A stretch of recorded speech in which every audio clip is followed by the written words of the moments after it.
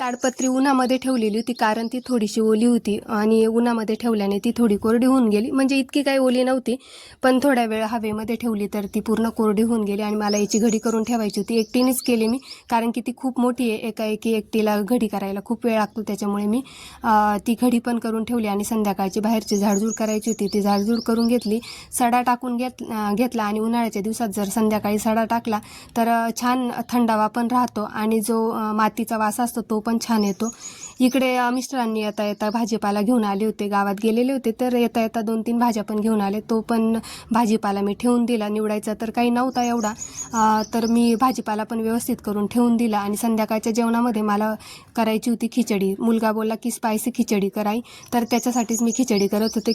खिचडी जी आहे तर ती फक्त आम्हाला तिघांना आवडते, मिस्टरांना काही आवडत नाही, त्यांच्यासाठी वेगळं काहीतरी करावं लागतं. तर इकडे मी मसाल्याची खिचडी करत होते आणि इंद्रायणी तांदळाची करत होते, कारण मुलाला इंद्रायणी तांदळाचीच आवडते आणि आम्हाला दुसऱ्या तांदळाची आवडते. तर चला, खिचडी पण आमची तयार झालेली, तर जेवायला बसत होतो आम्ही. तर या सगळ्यांनी जेवायला. तर सगळ्यांना